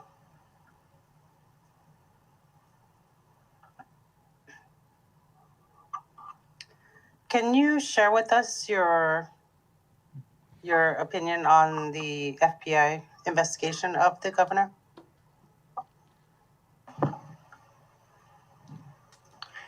That was a sad day for the Commonwealth.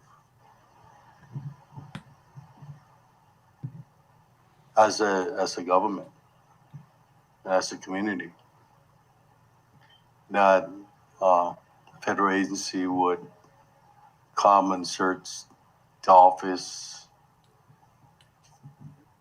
and affiliate offices of the governor and even his private residence. It took me 4 hours to recover from that shock. That's why it took me to 2 o'clock to be able to come out in the media and speak to the public about the event that occurred that day. Members of the community have shared their thoughts, how embarrassing it was. That day was an embarrassment for the Commonwealth. But, you know, I also have a dim hope that things will work out. Things will work out for the governor, and things will work out for this community. We're still dealing with that. Obviously, that dark cloud still lingers over the Commonwealth. That was a first. And it was a very, very rude awakening to the people of the Commonwealth. I was dismayed, almost embarrassed to face the public in the media, but I had to come out in the media and and assure our people that, you know, the FBI was an arm of our federal government, and that they also are entitled to make these investigations based on informations probably that they have or have been shared with them, and we should allow them to do their work. Again, I hope, for the sake of the Commonwealth, that we come to a closure on that particular issue. And I hope that the governor will come out of this situation without any criminal charges brought upon him. Thank you.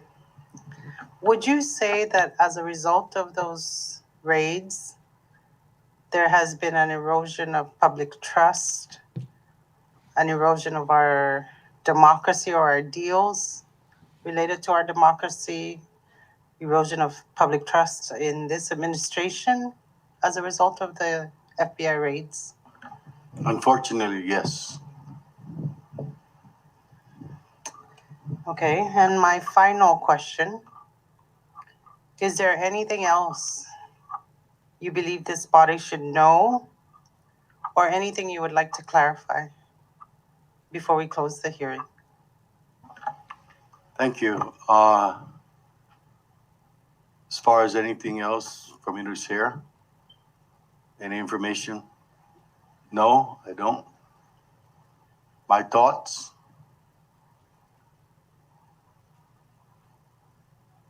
I wish to thank you for this opportunity. And I refer back to my statement when we started this hearing this morning. And I come before you with much hesitancy, because the matter that we're looking into, or that you're looking into, borders on misdeeds, misappropriation of fund, waste, abuses, allegations of criminalities. And that's not a very pleasant issue to discuss, particularly if you're a lieutenant governor and the governor is the one under investigation. I want to thank you for the civility that you folks have expressed in the line of questioning on issues that perhaps some are very sensitive. And if I don't answer as openly as I should have, I apologize for that. But this is the only way, really. I really believe that the oversight authority of these bodies in good governance, there are people out there that may disagree with me. Why am I sitting here entertaining the questions of this committee when I am the lieutenant governor and the investigations that you guys are conducting are on the governor? That's a very good question. Why am I sitting here? Why am I answering to these allegations? At the end of the day,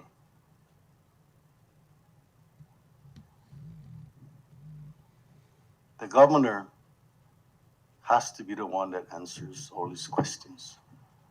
I cannot answer your questions about how come he uses 235,000 gallons of water at his residence.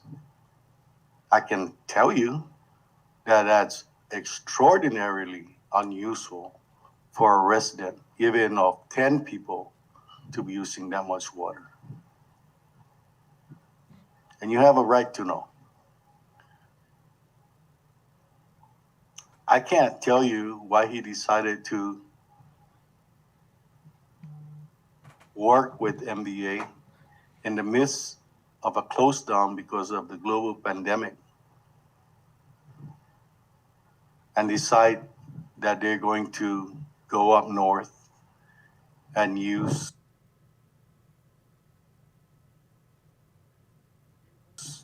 Mr. Harrington's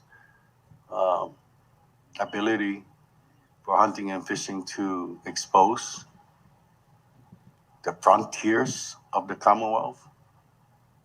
Only he can answer those questions, really, in any clarity. I can't answer your question why he paid $281 for black micro dinner. I can't.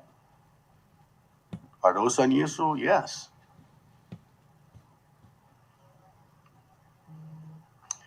There would be people out there today and tomorrow and Friday that would say I threw the governor under the bus. There will be people that say I spilled the beans. But I didn't spill the beans on anybody. You guys are intelligent enough, and that you guys have the beans in your offices in boxes of informations that you have acquired through Open Government Act from our Department of Finance. The beans are there. I didn't bring it. It was there. It's public records.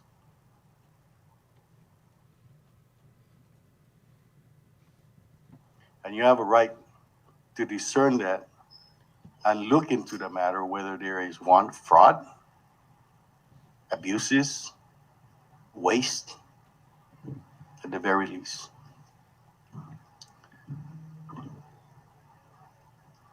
I already looked at some social media and LT's throwing the governor under the bus. You know what? I didn't throw him under the bus. He ran in front of the bus.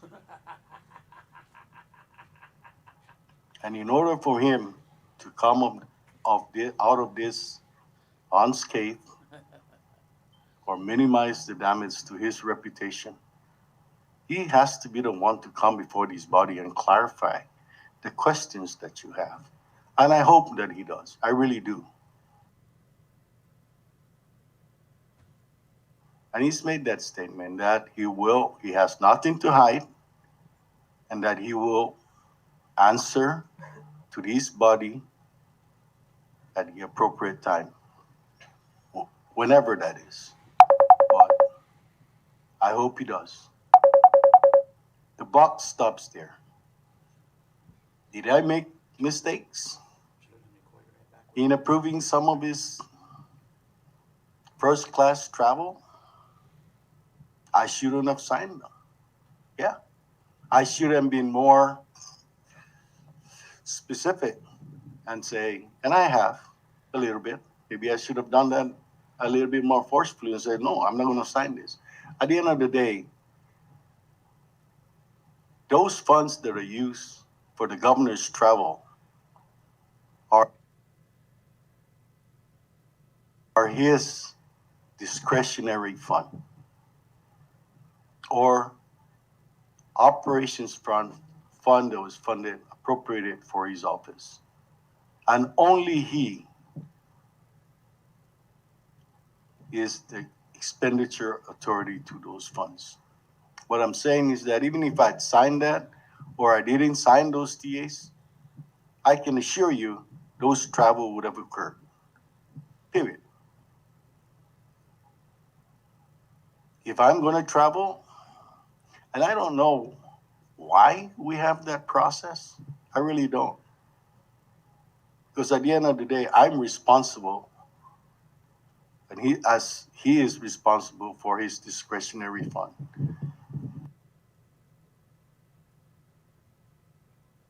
Every individual member of this legislature is wholly responsible for their discretionary fund. It's not going to be the Speaker of the House. It's not going to be the chairman of JGO or chairman of Ways and Means. Every individual member. And I don't think that if Ed wants to go to Guam on an official business, that he has to go and ask Edwin. At the end of the day, you're wholly responsible for those discretionary funds. And we're held to that individually. You know, I've watched some of the proceedings of this hearing over the past month.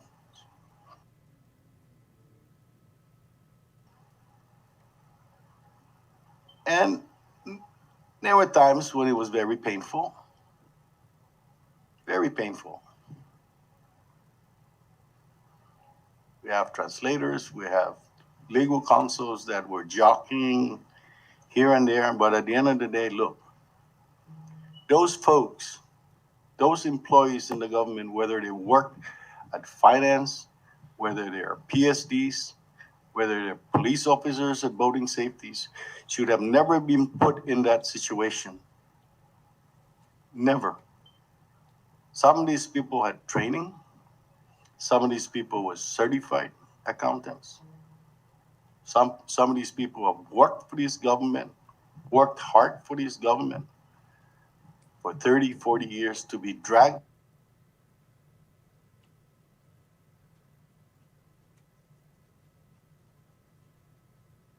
I've never subjected those people to that. I cannot clear him.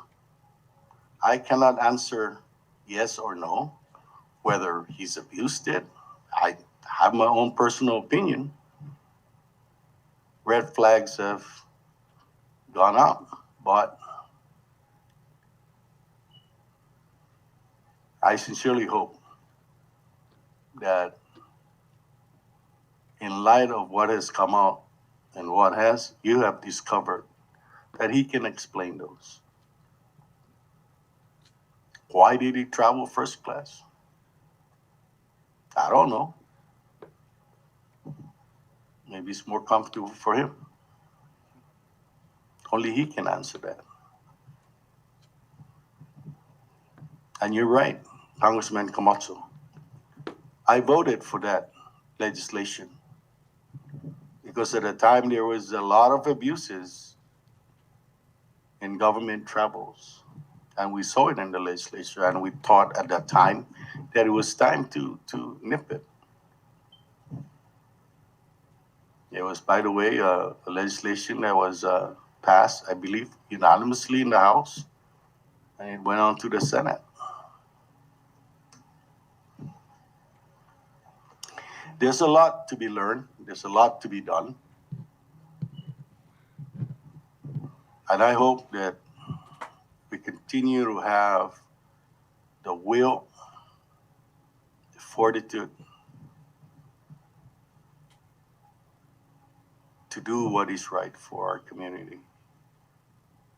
10 months ago, 11 months ago, we furloughed people, 600 people. We furloughed. I felt the pain too. Not as much as the people that we furloughed, but it was painful. It was painful to make those decisions. Today seems to be back to normal and beyond.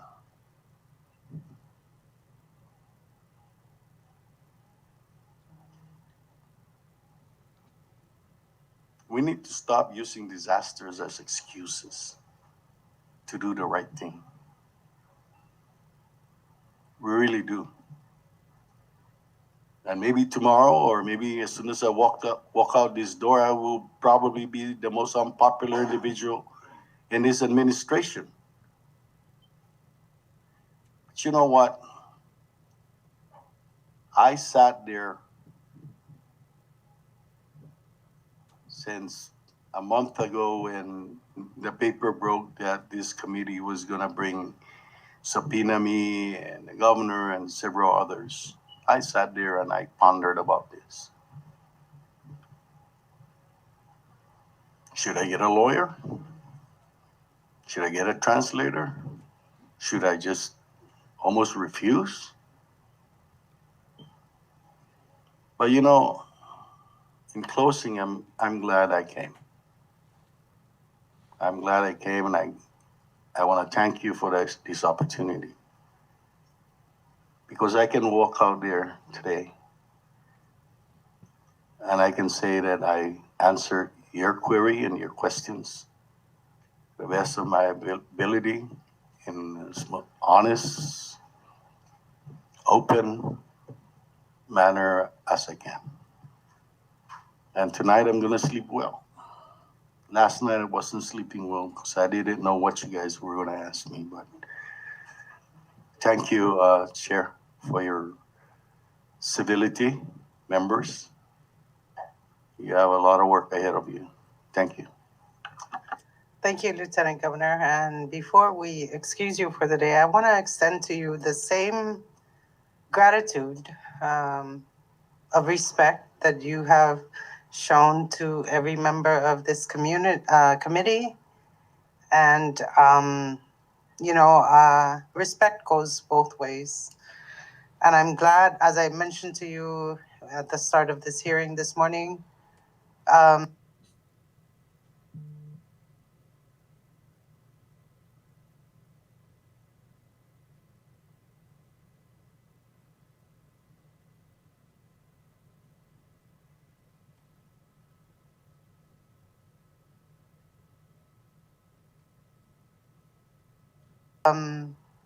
perhaps maybe the other witnesses that will be summoned before this committee can learn from your example that we conduct respectful proceedings. Witnesses are not the focus of our investigation, as you have seen in the line of questioning from each member. And that when it comes down to it, you have led by example, and that honesty is truly still the best policy. Ni uno gizahita kumakadga bastun sanguse finumanamku. No one is perfect. We all make mistakes. And it is important in order to bring back trust in our government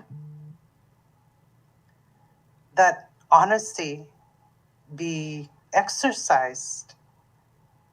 You know, if you own up to your mistakes and apologize to the people, the damage really, as you mentioned, could be somewhat controlled. And that this dark cloud, as you have mentioned, hanging over our Commonwealth will somehow dissipate to a certain extent. This committee and members of this committee have been accused of being racist, of violating constitutional rights of our citizens. We have been personally attacked, but no one has ever disputed the evidence we have presented thus far. And that is because they can't.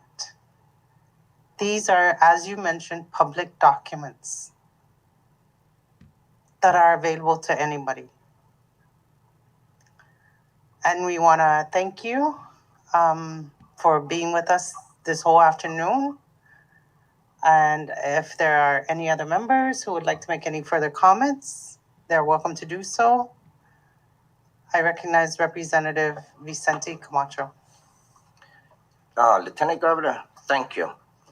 Thank you for being a statesman and for practicing good governance. Thank you for allowing the people to hear your views and today's hearing. Thank you for that. Thank you, Chair. Thank you, Representative Camacho. Anybody else? Representative Ed Probst.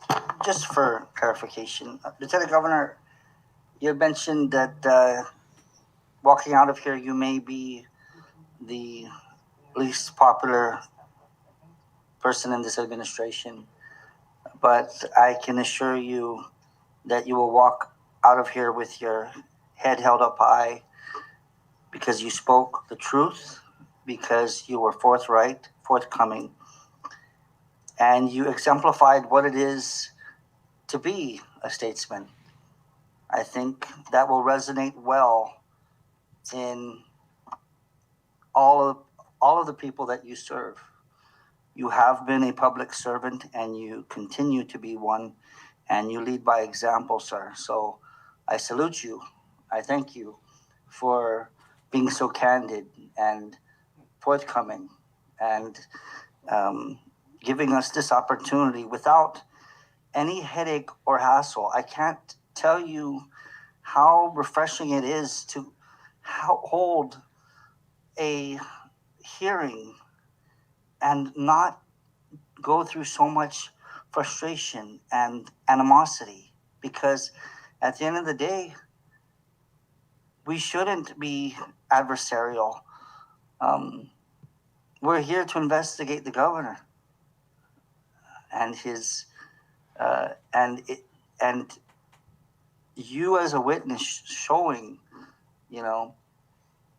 how to hold oneself is something that I believe everyone should follow. And again, sir, Lieutenant Governor, thank you very much for your day, for spending the day with us in this hot day. Viewers don't know how hot it is. It's about 90 some degrees in here, and we're not sweating because any of us is nervous. We're just hot. So, Lieutenant Governor, thank you once again, sir. Thank you, Representative Probst. Anybody else? If not, Lieutenant Governor, once again, thank you. Don't clone us as a and I thank you for your service and for always keeping our community and members of our community in your heart and in your mind. And you are hereby excused. Thank you. Short recess, 5 minutes. Lieutenant Governor Arnold Palacios with a day full of riveting testimony. Boy, who saw that coming? I loved when he said, already we're seeing in social media that some are saying that I threw the governor under the bus, is what the lieutenant governor said. And he says, I didn't throw him under the bus. He ran in front of the bus. And then he laments the decisions that the governor has made, the things that he has done. He talks about how, it's just clear as day what the evidence shows, and his hope that the governor will address these things and perhaps provide the people of the Commonwealth with information showing that the evidence might be something else, that he did not commit these crimes, but as it shows on its face, and until he calls it that dark cloud that lingers over the Commonwealth is lifted by the governor's own words, public statements before the tribunal at the legislature, that the evidence just speaks for itself. The record speaks for itself, that the Lieutenant Governor said. Let's go back to the hearing. From the hearings for today. And so now we would like to recap what has transpired and what we have been able to confirm through the testimony of the Lieutenant Governor. With over 32 years of government experience, the Lieutenant Governor is more than qualified to render a professional opinion and gauge the conduct of Governor Torres. And based on his extensive experience, these reimbursements to Governor Torres on taxpayers' dime are, according to his words, amazing. On its face, he doesn't see that these first-class travels by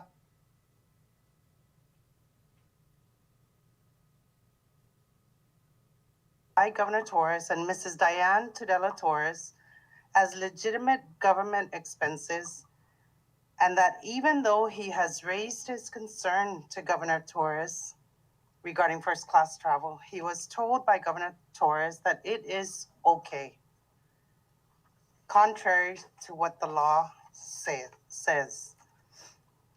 As to the excessive use of government resources such as boating safety boats and DPS personnel for fishing excursions, family recreational trips to Tinian, Rhoda, Guam, Managaha, and the Northern Islands, according to Lieutenant Governor, they are overkill.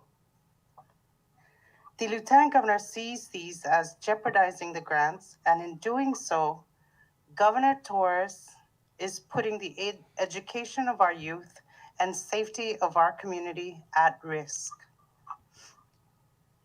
These programs are meant to educate and pass on life skills such as fishing for our youth and to keep our public safe. The legislature is constantly being pushed and pressured to create revenue-generating bills, according to Governor Torres. But by decreasing fraudulent government spending, we can make a positive impact on our government finances. If we stop the waste, there would be more for our people without taxing them during these difficult times. Can we as a government continue or afford to continue and violating these federal grants and agreements that we have been privileged to partake of? If it weren't for the hard work of Congressman Kilili Sablan's efforts in Washington, D.C., where would we be without federal dollars? Is a question that we need to start asking ourselves.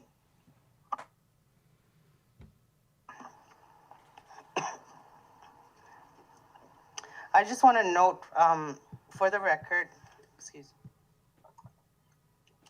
that we will adjourn today's meeting, and I wanted to let the public know that the pace of the witnesses to come before this committee will be at a slower pace because the House as a whole voted to reject the Senate's version of the government's budget.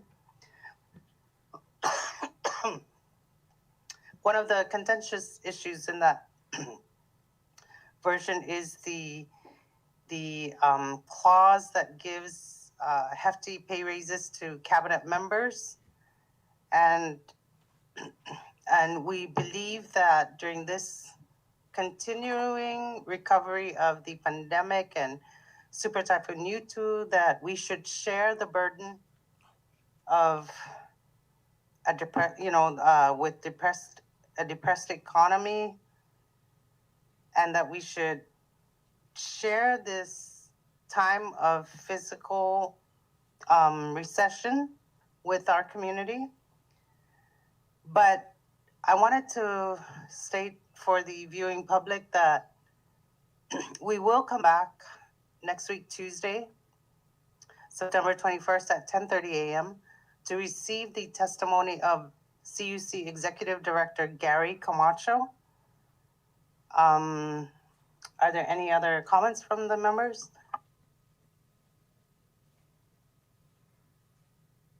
I recognize Representative Tina Sablan.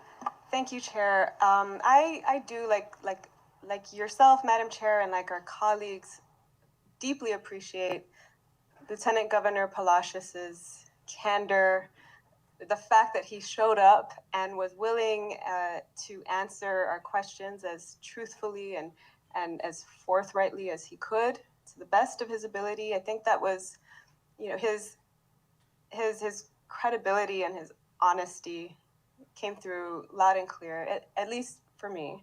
I do appreciate that he didn't come with counsel, though he could have. And there wouldn't have been anything wrong with that. He would have been entitled to it, as all of our other witnesses have been. But he recognized and stated in his opening remarks to us that he didn't feel the need to come with counsel. He recognized, as we have repeatedly stated, that he is not the target of this body's investigation. None of our witnesses are the targets of this investigation. And, you know, I do want to also express my appreciation and recognition of the difficult position that he was in today, in testifying as a witness in an investigation of the governor when he is the lieutenant governor. So, you know, to go to his comment, right? Like one of my takeaways is as he said, at the end of the day, the buck stops with Governor Torres. He is the expenditure authority for the funds allocated to his office. He is responsible for directing the use of government resources, whether it was for first-class travel for himself and his wife, whether it was for boating excursions using government vessels and government personnel, whether it was reimbursing himself from taxpayer dollars for a whole slew of lavish expenditures, or for his own excessive utility usage. Not to mention, and I'm glad that we got to this today, some of these multi-million-dollar, very questionable sole source contracts that have been awarded under the governor's watch during these multiple disaster emergencies. So I think part of the value that I see in the lieutenant governor's testimony is that he helped shed light on many of our questions, and place some of these public expenditures of the governor in context, particularly in contrasting the governor's expenses with his own. You know, I think some of that contrast is frankly shocking. You know,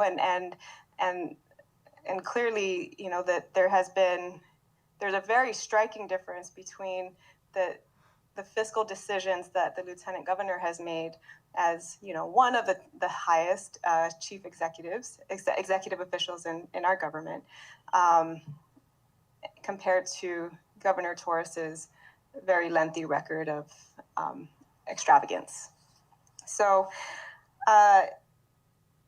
anyway, in closing, I think he's right. Only the governor can answer at the end of the day and clarify fully our questions, and the questions of our citizens about how public funds have been spent during his tenure.